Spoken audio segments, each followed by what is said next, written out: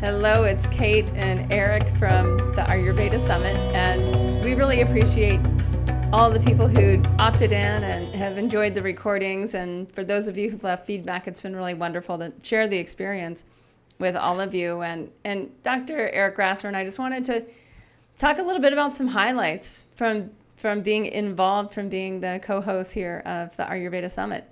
So Eric, what were some of your highlights? I mean, for me, I was just really touched by being able to actually have conversations with some of these people that I've been following for years, reading their books, listening to their online content, lectures, seeing them at conferences, and just to kind of almost really literally get into their offices and living rooms and just ask the questions that I'd been wanting to ask and that I felt like our listeners wanted to hear. It was really neat. I mean, these people were, when I first found Ayurveda, these were the gurus, if you will. These were the teachers that I only read in books, and then I was talking to them. So that was kind of neat. And some, of course, are, people I get to see frequently and communicate with. And so then it was just like talking to an old friend. So that was really neat. Of course, content-wise, I really was impressed with just how, even though we were interviewing people from all over the world and from different avenues of Ayurveda and yoga, that there were really some things that kept coming up again and again. And that was self-care, so vital and important.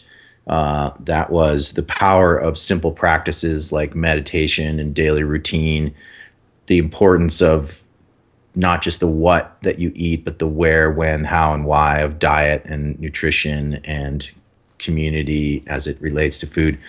Those things were really hitting home and coming from a variety of speakers with a variety of backgrounds. So that was kind of neat. Yeah.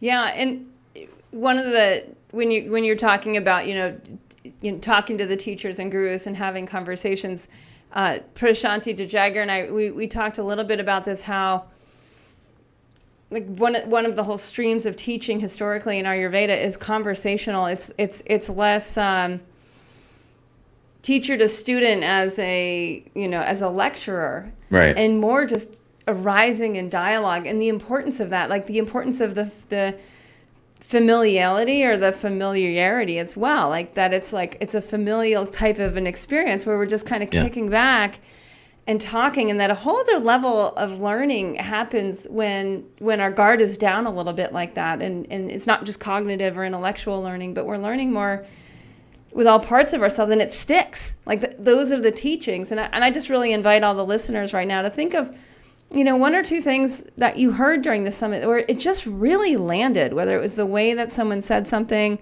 or just it provoked a memory in you or an experience in you that enabled it to hit home and for you to be able to digest, that particular insight particularly well. Yeah.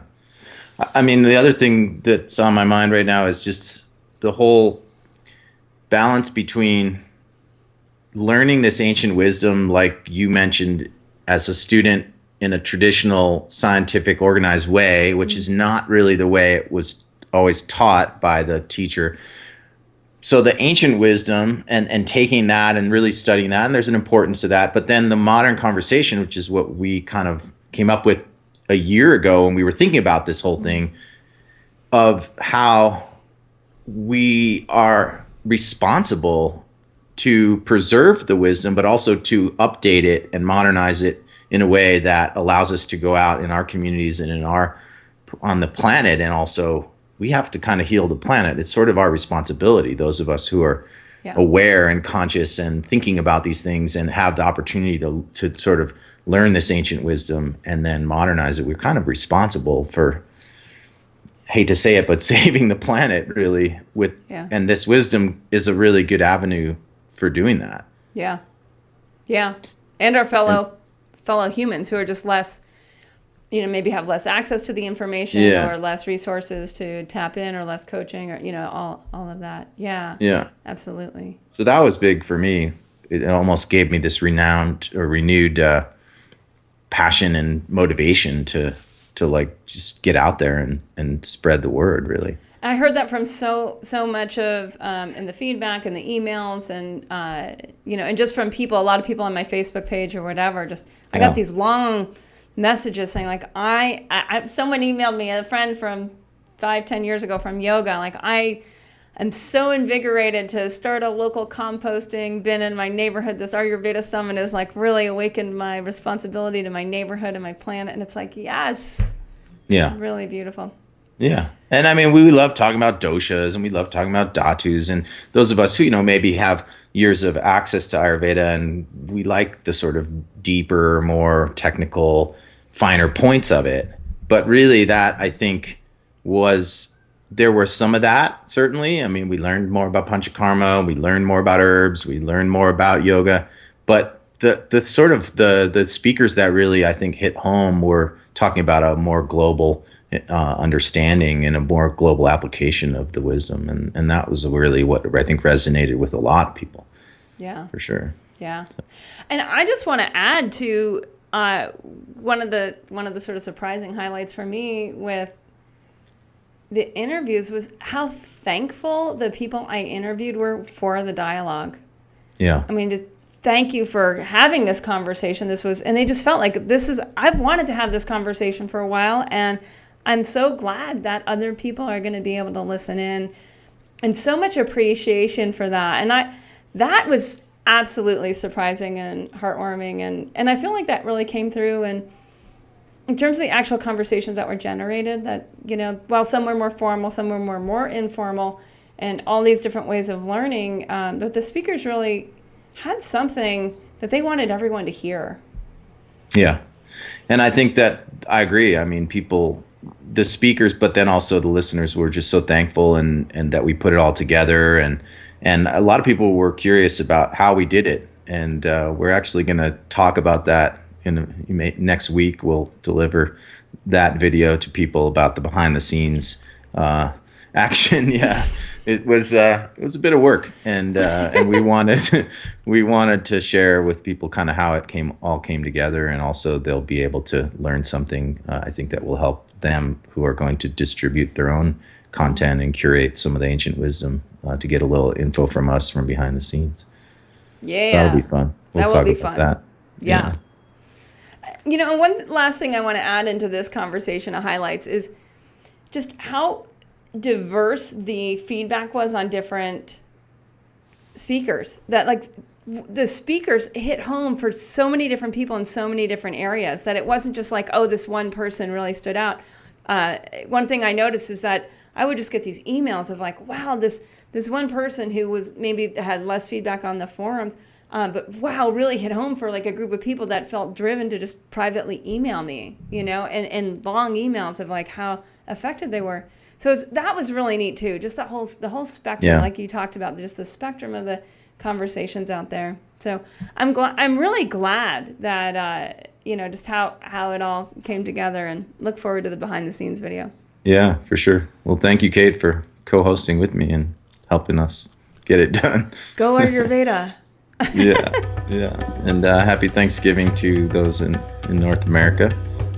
America, I guess. We had our Thanksgiving and a lot to give thankful for, especially this body of work that we put together and shared with everyone. Hey, y'all, I'm so thrilled that Body Thrive, my book, Up-Level Your Body and Your Life in 10 weeks with 10 habits from Ayurveda and yoga. It has hit the #1 bestseller on Amazon under the Ayurveda category, and we are having a book release party. We wanted to invite the people from the Ayurveda Summit to come. Eric's going to come as well, and we have lots of prizes to give away. I'm going to be giving away some Body Thrive courses and a lot of other cool classes on Ayurveda. It's December 8th at 4 p.m. Eastern. I tried to make it at a time when a lot of people from around the globe could make it. We've got a number of guest speakers all bringing really cool prizes, and it's just going to be a fun celebration of the daily habits of Ayurveda and stepping into Thrive. Yeah. It'll be my first book release online party. Me too. Is there a dress code? There's no dress code. Okay. No. I'll be in clinic, but I'm going to take time out to be there. You have to have a noise cancellation microphone. Okay. Like this? Yeah. Okay, good. So what's your prize? What are you giving away? I'm gonna let somebody in on my course, Dr. Grasser's 7-week rapid rejuvenation cleanse, which will be a not one size fits all, but a customized cleanse happening starting in February. And so I would like one of your Body Thrive fans to be there with me for free. Yay, that's great. And that's worth what? I mean, that's worth some $197 is the price point on that. So awesome. Yeah. And so December 8th, you got to register. Go to bodythrive.com and you can just click on the little party button and register. We'll also be giving away some registration bonuses as well. So go on over there if this sounds like fun and you want to know more about the 10 habits from Ayurveda and yoga to uplevel your body and your life. All right. See you there. Woohoo!